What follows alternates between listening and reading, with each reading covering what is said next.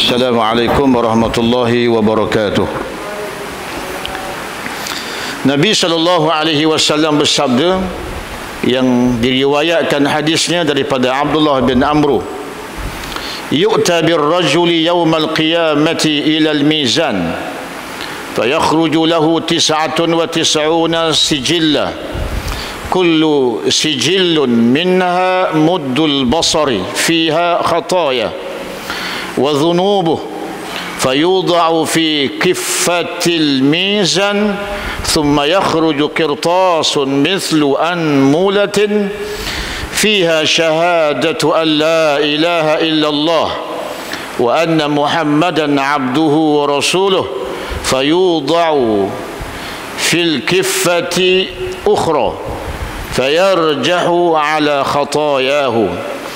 Pada hari kiamat ada seorang yang dihadapkan ke mizan untuk timbangan, lalu dikeluarkan lembaran amalnya 99 berkas. Setiap satu berkas catatan lebarannya sejauh mata memandang. Di dalamnya semua dosa-dosa. Maka diletakkan di timbangan, kemudian di bahagian yang lain dibawakan kertas selebar hujung jari berisi kalimah la ilaha illallah Muhammadur Rasulullah. Tiba-tiba kertas kecil itu dapat mengalahkan beratnya bekas-bekas yang banyak itu dan menghapuskan semua dosa-dosanya.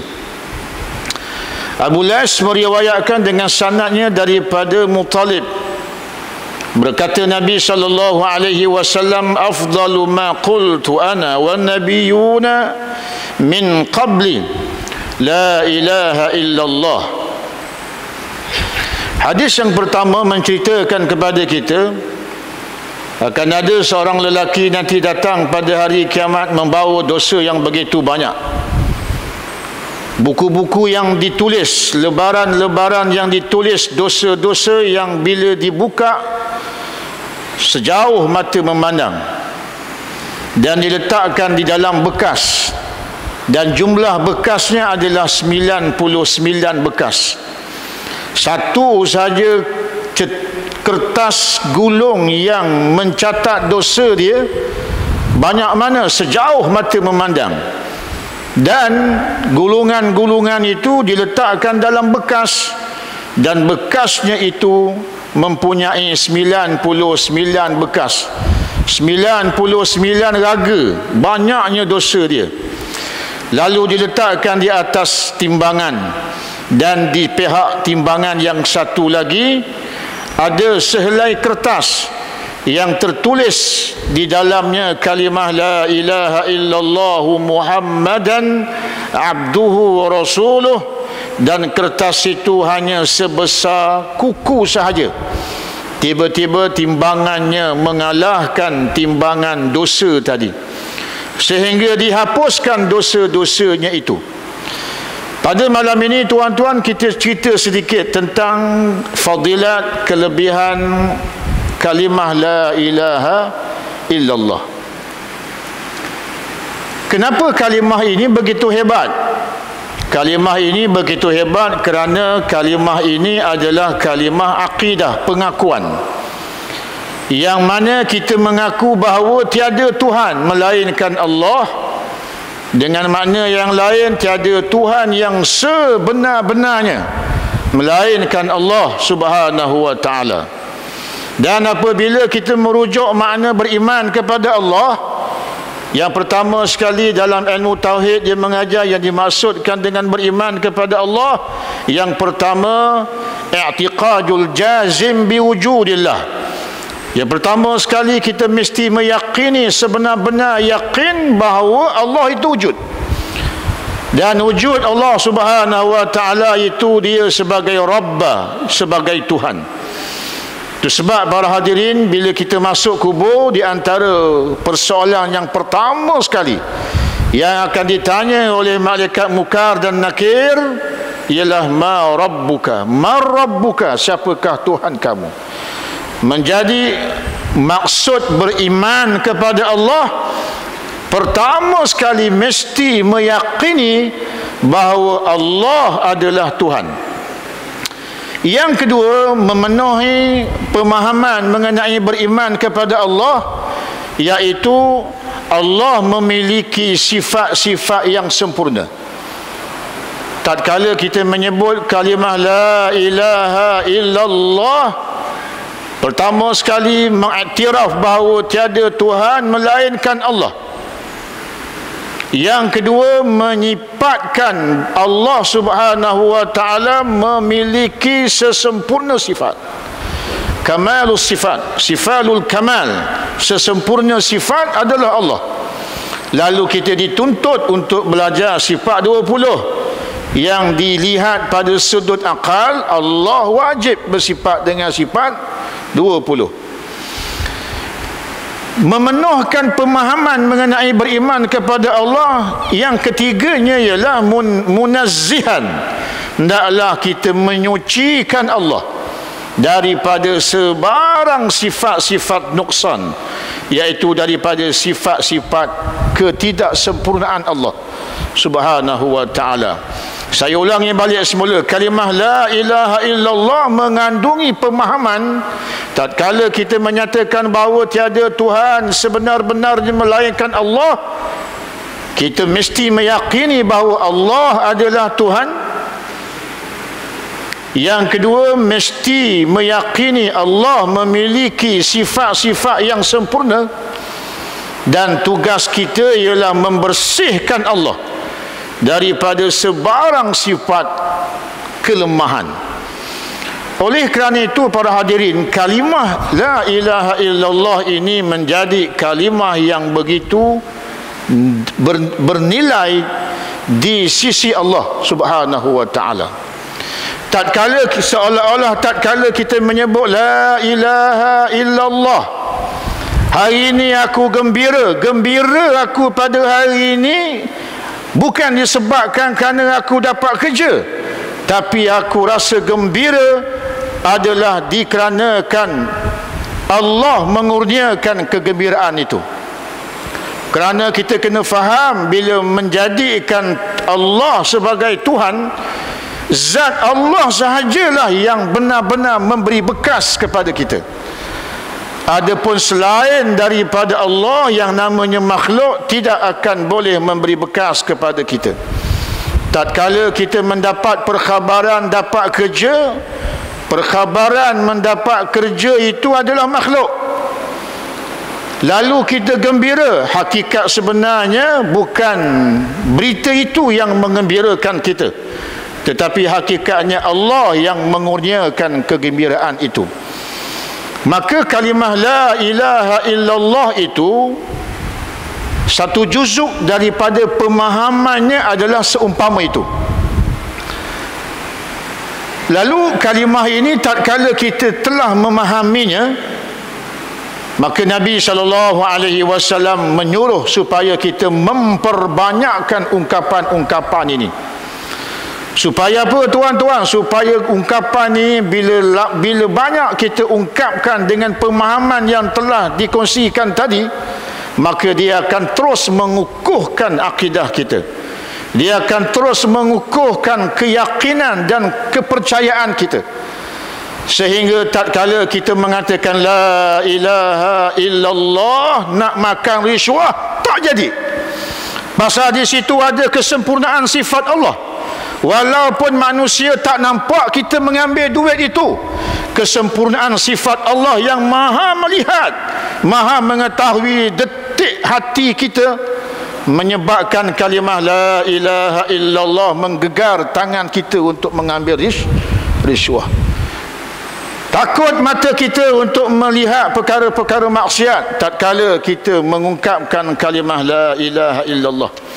Kata para ulama, kalimah la ilaha illallah ini terbagi kepada dua. Ada kalimah la ilaha illallah, dia merupakan kurniaan daripada Allah.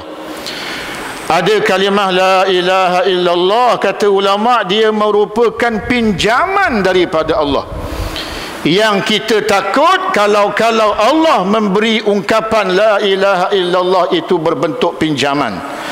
Tatkala bentuk pinjaman, tuan-tuan, pengakhir hayat kita, dia bukan milik kita pasal dia hanyalah pinjaman. Adapun kurniaan, maka dia adalah milik kita. Tatkala hendak menghembuskan nafas terakhir, oleh kerana dia milik kita, maka kita mampu untuk mengucapkan kalimah la ilaha illallah. Lantaran itu, tuan-tuan, benarlah apa yang disabdakan oleh Nabi dalam penceritaan ini. Manusia ini banyak dosa dia. Kemungkinan di akhir-akhir hayat dia, Allah Ta'ala kurniakan kepadanya kalimah la ilaha illallah, dan dia faham sungguh-sungguh kalimah tersebut, walaupun dosa dia 99 bekas. Satu bekas tu entah berapa gulung agaknya catatan malaikat, yang bila dikembangkan, dipaparkan sejauh mata memandang, semuanya itu terhapus dengan kalimah la ilaha illallah. Kerana tatkala dia mengucapkan kalimah la ilaha illallah mukhlisan, dengan benar-benar dia faham, benar-benar dia yakin Allah Ta'ala memiliki sifat maha pengampun, dia yakin sungguh-sungguh, maka dengan sifat itu Allah Subhanahu Wa Ta'ala benar-benar mengampunkan dosa-dosa dia, sehingga semua dosa terhapus, lalu dimasukkan dia ke dalam syurga. Nabi SAW juga mengingatkan juga kepada kita,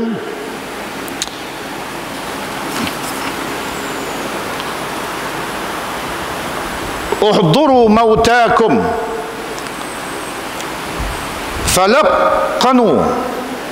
falaqinuhum la ilaha illallah wa bashiruhum bil jannati fa innal halimul alimu minar rijal wan nisa yujaru 'inda dhalika al masra' wa inna iblisa aduwallahi aqrab ma yakunu minal abdi fi dhalikal mautin 'inda firaqid dunya wa tarakal ahibbah wala tuqannatuhum fa innal kurba shadidu wal amra al azimu walladhi nafsu muhammadin biyadihi la mu'alajatu malakil mauti ashaddu minal alfi darbati bisayfi. Hadirlah kamu pada orang-orang yang mati dan ajarkan kepada mereka kalimah la ilaha illallah. Setengah riwayat mengatakan yang dimaksudkan hadirlah kamu kepada orang yang hendak mati, ketika mana mereka sedang nazak, ketika mana mereka sedang sakarat, ketika mana ada tanda-tanda bahawa dia akan meninggalkan dunia, maka kata Nabi SAW, hadirlah di sisi mereka, falaqinuhum, maka hendaklah ditalqinkan. Apa makna talqin? Maknanya ucapkan kalimah la ilaha illallah, diucapkan di telinganya la ilaha illallah. Dan apabila kalimah itu dia faham, sebenarnya itu adalah suatu perkhabaran yang mengembirakan dia, bahawa tatkala dia boleh mengucapkan kalimah itu, dia akan dikurniakan syurga daripada Allah Subhanahu Wa Ta'ala. Kata Nabi SAW, maka sesungguhnya sama ada lelaki ataupun perempuan, apabila dia berada pada ketika itu, dia terlalu amat membingungkan mereka. Waktu sakaratul maut itu terlalu amat menyebukkan dia, terlalu amat getir bagi dia. Fa inna iblisa aduwallah, kata Nabi, sesungguhnya iblis pada ketika itu amat hampir dengan kita. Ma yakunu minal abdi fi dhalikal mautin 'inda firaqid dunya, tatkala kita hendak meninggalkan dunia dan meninggalkan kekasih-kekasih kita. Jangan kau putuskan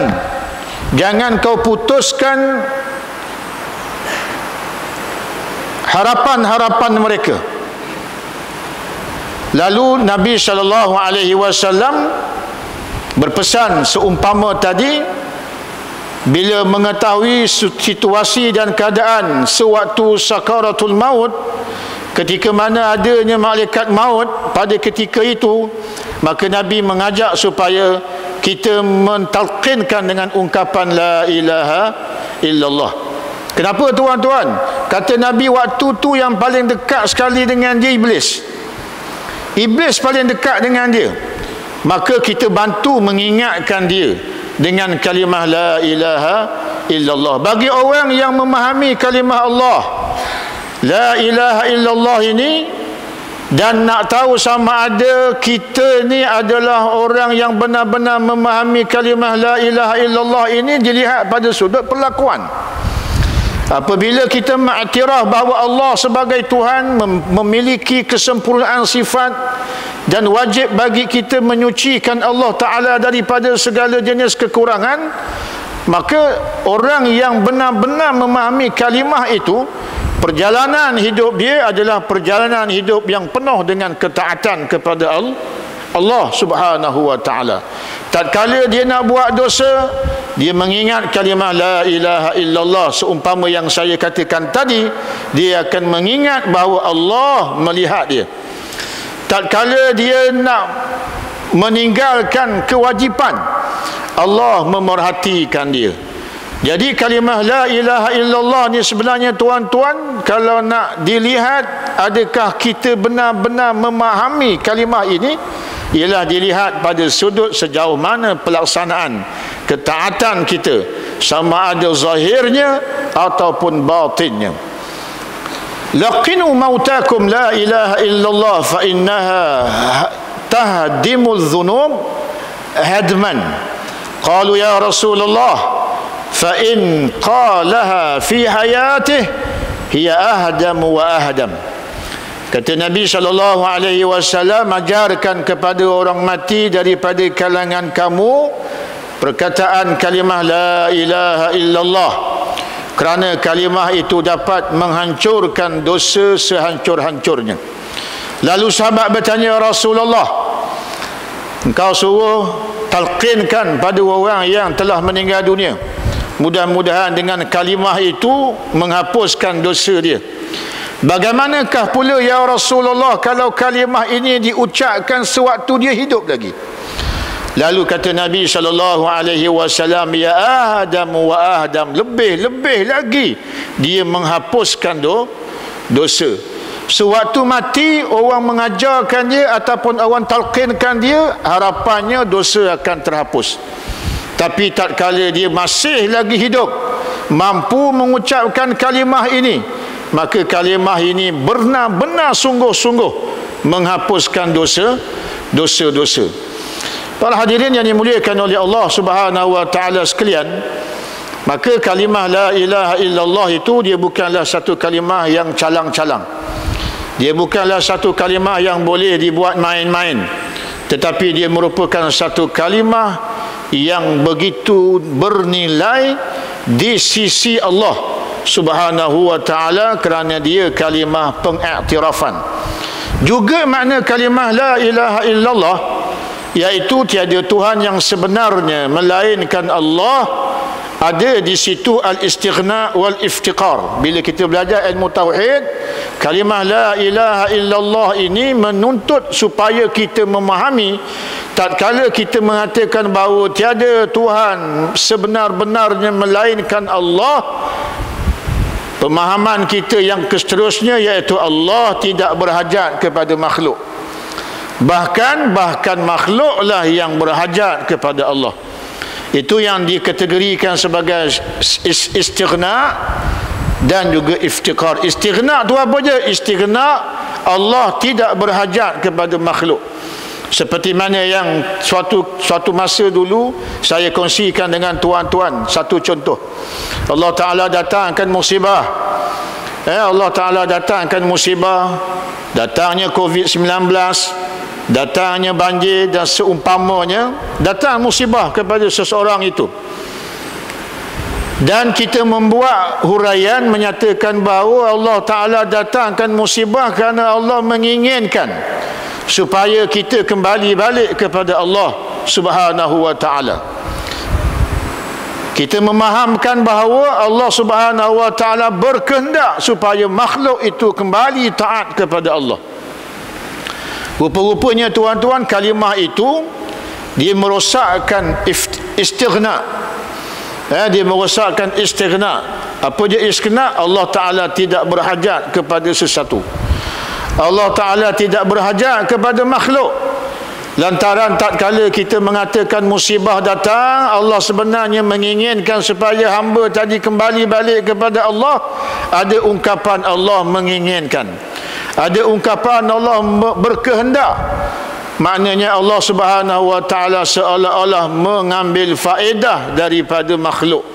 Apakah dia? Mengharapkan supaya makhluk kembali taat kepada Allah Ta'ala.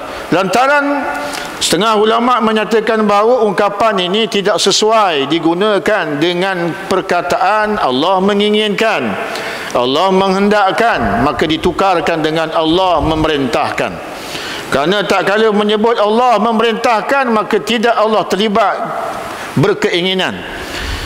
Kerana kalau kita nyatakan Allah menginginkan supaya hambanya kembali balik kepada Allah, tiba-tiba hamba tadi tidak kembali balik kepada Allah, artinya keinginan Allah tidak disempurnakan. Maka menduduki Allah Ta'ala berhajat kepada makhluk, maka menafikan kalimah la ilaha illallah yang ada dekat situ istighna. Apa makna istighna? Istighna maknanya Allah tidak berhajat kepada makhluk. Sehingga tempoh hari saya dah kongsi bahawa Allah Ta'ala sebenarnya tidak berhajat kepada solat kita, Allah Ta'ala tidak berhajat kepada puasa kita, Allah Ta'ala tidak berhajat kepada apa jua sumbangan-sumbangan yang kita keluarkan. Hakikat sebenarnya kitalah yang berhajat kepada Allah. Lalu kita laksanakan ketaatan itu. Mudah-mudahan dengan cara kita melaksanakan ibadat-ibadat itu, Allah Subhanahu wa Ta'ala menganugerahkan pengampunan kepada kita, menganugerahkan kepada kita rahmat, yang dengan rahmatnya itu Allah mengampunkan dosa-dosa kita. Di antara zikir yang ada padanya kandungan la ilaha illallah ialah zikir yang disebut, yang diucap oleh Nabi Yunus alaihi salam, iaitu la ilaha illallah subhanaka inni kuntu minaz zalimin. Kalau secara ringkasnya tuan-tuan, Nabi Yunus alaihi salam dengan bahasa yang mudah, dia meninggalkan dakwah kerana kecewa, kerana masyarakat dia susah untuk menerima dakwah dia. Dia keluar daripada kampung. Lalu kisah akhirnya dia dicampakkan ke laut dalam undian yang terkena kepada dia, maka dicampakkan ke laut. Dan apabila dicampakkan ke laut, lalu dimakan oleh ikan paus. Jangan bayangkan ikan paus tu macam cerita SpongeBob tuan-tuan. SpongeBob dia telan ikan paus, boleh bawa letter lagi, boleh pasang kemah lagi dalam perut ikan paus. Tidak.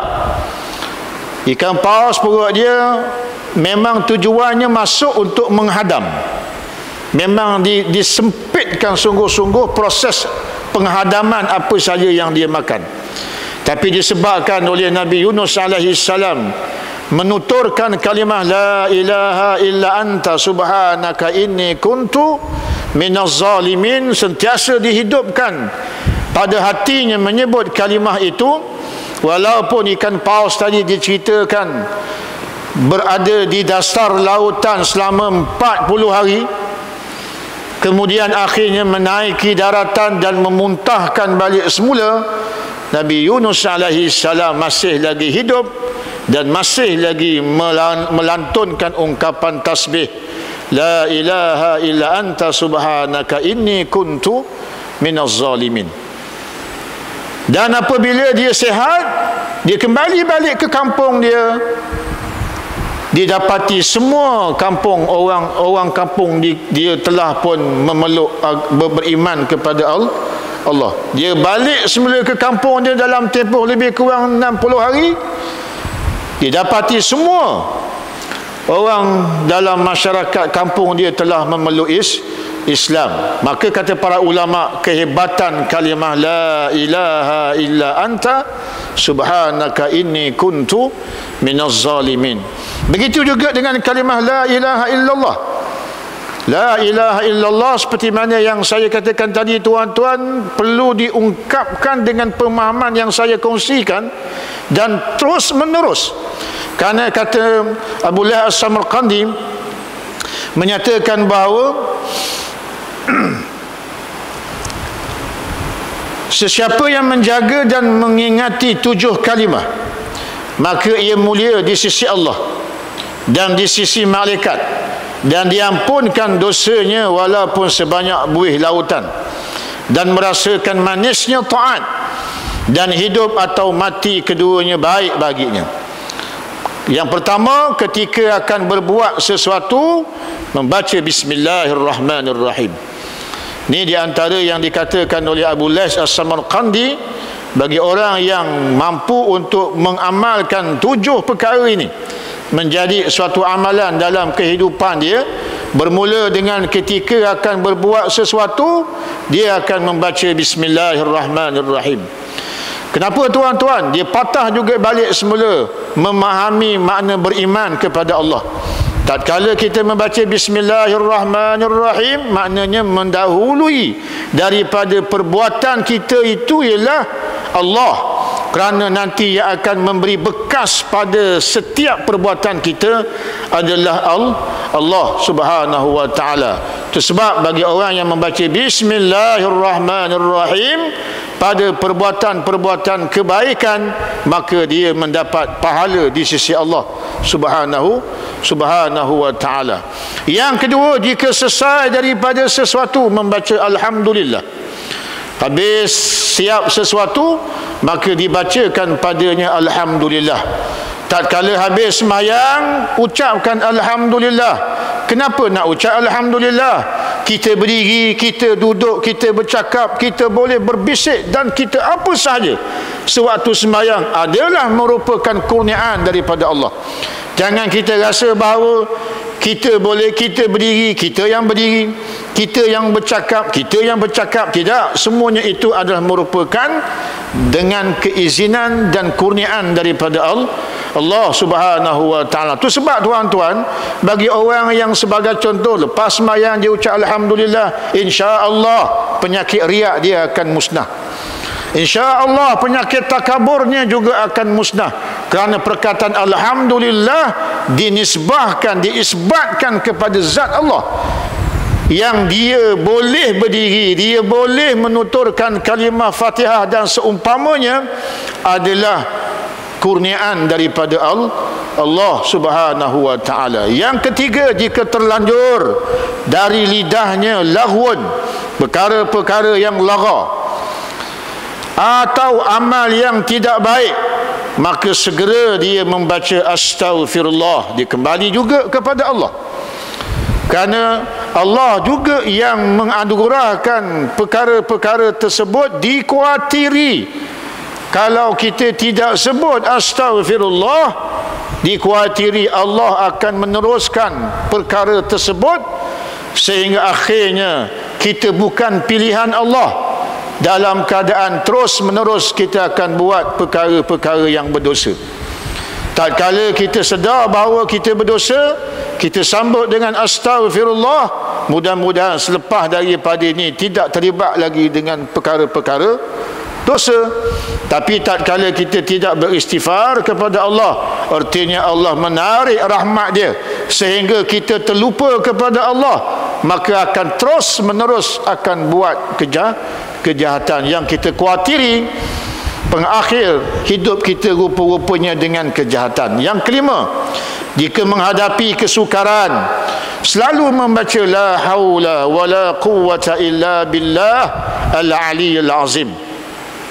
Berdepan dengan kesukaran, berdepan dengan kepayahan, sehingga tatkala kita mendengar laungan azan, adalah disunatkan juga kita menjawab la haula wala quwwata illa billahil aliyil azim. Kata para ulama, bila azan dilaungkan sampai kepada hayya 'alas salah, sampai pada hayya 'alal falah, lalu dijawab la haula wala quwwata illa billahil aliyil azim, orang ni pasti akan sembahyang nanti, kerana dia bergantung kepada haula, iaitu bergantung kepada kehendak Allah subhanahu wa ta'ala, bergantung kepada susun atur Allah subhanahu wa ta'ala. Tatkala dia tidak menjawab, tatkala diazankan hayya 'alas salah, hayya 'alal falah, terus menonton TV, terus main dam, terus bercerita di kedai mamak, amat berat nanti untuk dia melaksanakan salat. Yang keenam, jika ditimpa bala musibah, maka dibacakan padanya inna lillahi wa inna ilaihi raji'un. Datang padanya banjir, tertimpa musibah pada dia, lalu dia mengatakan inna lillahi wa inna ilaihi raji'un, semua ni datang daripada Allah. Dan tatkala harta benda kita musnah, hakikatnya harta itu juga milik Allah, maka dia kembali balik kepada Allah subhanahu wa ta'ala. Orang yang mengucap kalimah ini, dia akan memperolehi hikmah yang besar. Allah Ta'ala berikan padanya kesabaran, Allah gantikan harta yang rosak. Kita dapati tuan-tuan, saya pernah bertemu dengan seorang sahabat saya. Tatkala datang musibah, dia menyatakan kalimah inna lillahi wa inna ilaihi raji'un. Walaupun kereta tu nama dia, tapi hakikatnya itu Allah yang punya. Walaupun rumah itu aku yang bina, hakikatnya itu adalah Allah yang punya. Hak Allah yang memiliki segala-galanya. Bila saya tanya, dia kata rumah saya beras ni bila nak habis makan tak tahu. Beras ni kat rumah saya ni hasil daripada musibah tempoh hari. Beras kat rumah saya ni, ustaz, tak tahu bila nak habis makan ni. Punyalah banyak. Itu baru cerita beras. Maknanya pada satu sudut, tak kala Allah kita yakin yang mendatangkan itu Allah, maka Allah selayaknya akan menyelesaikan masalah tersebut. Dan yang ketujuh, siang dan malam ni tuan-tuan tidak ada sempena. Tidak ada sempena. Seorang mukmin yang buat 7 perkara ni, yang mana yang ketujuh ni tak ada sempena dia, tak ada sebab dia. Maknanya siang dan malam lidahnya tetap berzikir la ilaha illallah. Terus maknanya mendepani membuat sesuatu perkara kebaikan bismillah, sebelum itu lagi zikir itu telah pun diungkapkan di dalam hati. Sepanjang masa, setiap ketika ungkapan la ilaha illallah itu terus berdenyut di dalam hati dia, ataupun dibawa pada bentuk zahir pada sudut lisannya, dia menyebut la ilaha illallah. Ammar bin Dinar daripada Jabir bin Abdullah radhiyallahu anhum ajma'in, dari orang yang mendengar daripada Muaz bin Jabal ketika akan mati, berkata kepada orang-orang yang menjenguk padanya, sabarkanlah daripadaku, maka sebarkanlah daripadaku, maka saya telah mendengar dari Rasulullah sallallahu alaihi wasallam sebuah hadis. Siapa yang kata ni? Muaz bin Jabal. Sewaktu apa? Sewaktu hampir-hampir dengan nazak dia, hampir-hampir dengan sakarat dia. Lalu dia menyatakan, aku beritahu kepada kamu mengenai sepotong hadis Nabi sallallahu alaihi wasallam. Apakah hadis itu tuan-tuan?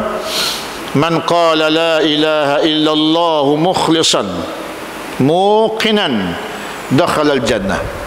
Barang sesiapa yang menyebut kalimah la ilaha illallah ikhlas, muqinan, yakin, sungguh-sungguh dengan pencerahan makna kalimah la ilaha illallah itu, pasti akan masuk syurga. Ni waktu bila ni? Waktu nazak ke? Tak, dia cerita ni waktu nazak.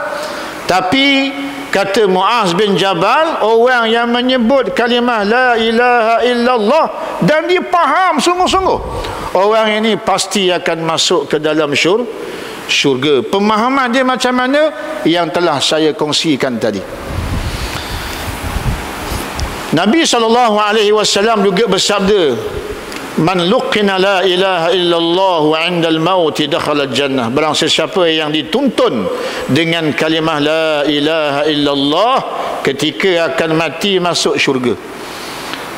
Ada dua tuan-tuan persiapan yang boleh kita buat. Yang pertama sekali, kita faham kalimah la ilaha illallah ini, kemudian kita jitukan dalam akidah kita, kita kuatkan, kemudian kita terus menyebut kalimah ini. Mudah-mudahan Allah Ta'ala terus menguatkan, dan sewaktu kita berada di sakaratul maut yang diceritakan oleh Nabi tadi, iblis amat dekat dengan kita, kita mampu untuk melawannya, dan dianugerahkan Allah Ta'ala akhir kalam kita ialah la ilaha illallah. Bagi membantu ini, pastikan ada orang yang mentalqinkan kita. Alhamdulillah, sebahagian besar daripada kita Allah Ta'ala kurniakan anak. Maka ingatkan kepada anak-anak kita, tak kala ayah berada di pembaringan dan kau lihat ombak nafas ayah yang akan meninggalkan dunia, maka bisikkanlah di telinga ayah, seumpama seperti mana kau lahir daripada perut ibumu, ayahlah yang mula-mula mentalqinkan kau dengan kalimah la ilaha illallah dengan ungkapan azan. Nak, waktu ayah ketika sakarat, datanglah bisikkan di telinga ayah, yang pada ketika itu ayah sudah pasti berada dalam keadaan yang begitu huru-hara. Kata Nabi, mazra' ni maksudnya terlalu amat susah pada waktu itu, dan pada ketika susah itulah iblis akan datang. Namun begitu, sepanjang perjalanan kita mengungkapkan kalimah la ilaha illallah ini dengan keyakinan, pada ketika itu insya Allah Allah akan membantu kita. Di samping persiapan kita mengingatkan kepada anak, kalau melihat situasi ayah seumpama itu, maka dibisikkan kalimah la ilaha illallah. Oleh kerana itu tuan-tuan, kita muhasabah, di mana anak kita, di mana anak kita. Oleh kerana itu perlu juga diingatkan, kalau kita tak mampu untuk di bahagian itu, maka kita membuat persiapan untuk diri kita sendiri. Kerana kadang-kadang tak semua orang mati berdepan dengan anak. Tambah-tambah pula COVID-19 sekarang, didapati ada gejala, ada sesak nafas, masuk hospital, terima jenazah je. Tak ada siapa yang akan membisikkan kalimah la ilaha illallah, melainkan kalaulah ada rezeki orang yang berada di samping dia, ada ilmu, mengingatkan dia tentang la ilaha illallah. Dah tu macam mana tuan-tuan? Buat persiapan untuk diri kita sendiri. Seperti mana sabda Nabi SAW yang mengingatkan, bacalah suratul Muluk. Kerana suratul Muluk ini besok dia akan menjadi pendamping kita dalam alam kubur, akan menerangkan kubur kita, akan menenangkan kita besok. Jangan diharapkan sangat pada anak, walaupun itulah harapan kita, tapi buat persiapan sendiri dengan kita membaca. Alhamdulillah, masjid telah pun memprogramkan, dan ambillah kesempatan.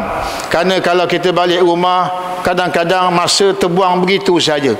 Menghabiskan suratul Muluk bukanlah 4 jam, bukanlah 5 jam, bukanlah lama sangat, paling lama pun 10 minit. Itu paling lama lah tu.